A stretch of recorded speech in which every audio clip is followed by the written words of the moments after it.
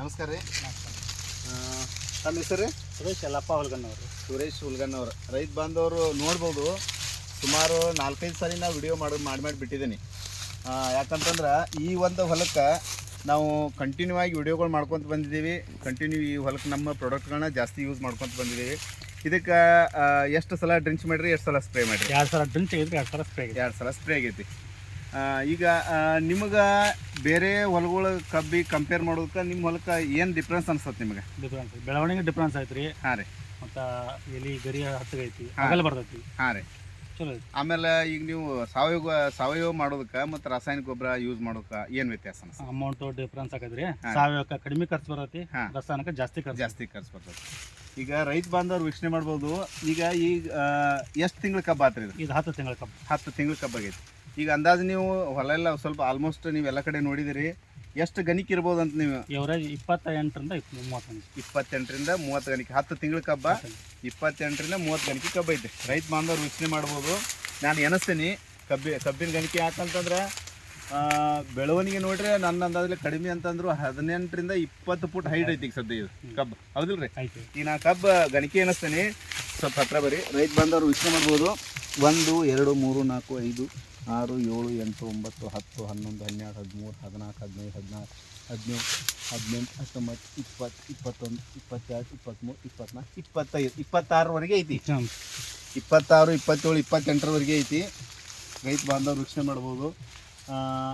ನಮಗಂತೂ ದೊಡ್ಡ ಖುಷಿ ಆಗೈತಿ. ಯಾಕಂತಂದ್ರೆ ನಾವು ಹಲವಾರು ಹೊಲಗಳಿಗೆಲ್ಲ ನಾವು ಕೊಟ್ಟಿದ್ದೀವಿ ಕಬ್ಬಿಗೆ, ಆಮೇಲೆ ಸೋಯಾಬೀನ, ಹತ್ತಿ, ಆಮೇಲೆ ಪ್ರತಿಯೊಂದು ಬೆಳೆಗೂ ನಾನು ಸಾಕಷ್ಟು ಪ್ರಾಡಕ್ಟ್ಗಳನ್ನ ಕೊಟ್ಕೊತ ಬಂದಿದ್ದೀನಿ. ಈಗ ನನಗೆ ಈ ಹೊಲದಾಗ ಇದು 5ನೇ ವಿಡಿಯೋ ಇದೆ ಈಗ ನಾವು ಮಾಡ್ತಾ ಇರೋದು. ಯಾಕಂದ್ರೆ ಕಬ್ಬು 3 ತಿಂಗಳಿದ್ದಾಗಿಂದ ಕೊಟ್ಕೊತ ಬಂದಿದ್ದೀವಿ. ಕಬ್ಬು 3 ತಿಂಗಳಿಂದ ಇದ್ದಾಗಿಂದ ನಾವು ಈ ಒಂದು ಹೊಲಕ್ಕೆ ನಮ್ಮ ಸಾವಯವ ಡೆವಲಪರು ಕಿಂಗು ಗ್ರೋತನ್ನು ಕೊಟ್ಕೊತ ಬಂದಿದ್ದೀವಿ. ನಾನು ತುಂಬ ಖುಷಿಯಾಗೈತೆ. ಯಾಕಂದ್ರೆ ತುಂಬ ಬೆಳವಣಿಗೆ ಹೊಂದಿತ್ತು ಕಬ್ಬ. ಒಳ್ಳೆಯ ನಿಮಗೆ ಈಗ ಅಂದಾಜು ಎಷ್ಟು ಟನ್ ಬೀಳ್ಬೋದು ಒಂದು ಎಕರೆಗೆ? 75.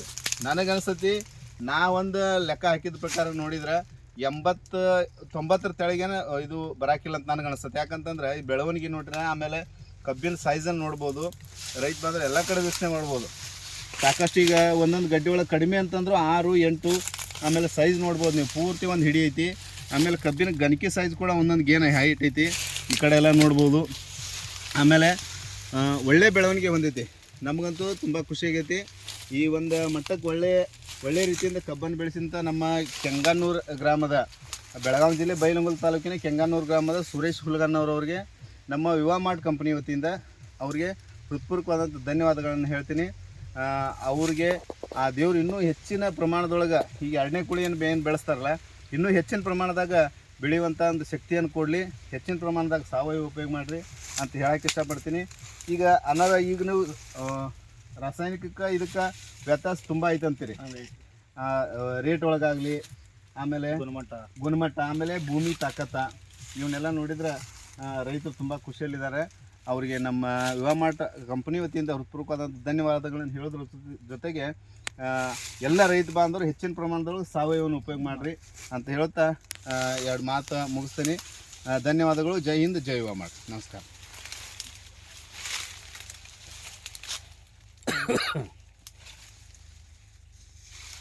ನಮ್ಮ ತಿನ್ನಲಿಲ್ಲ ಈ ಥರ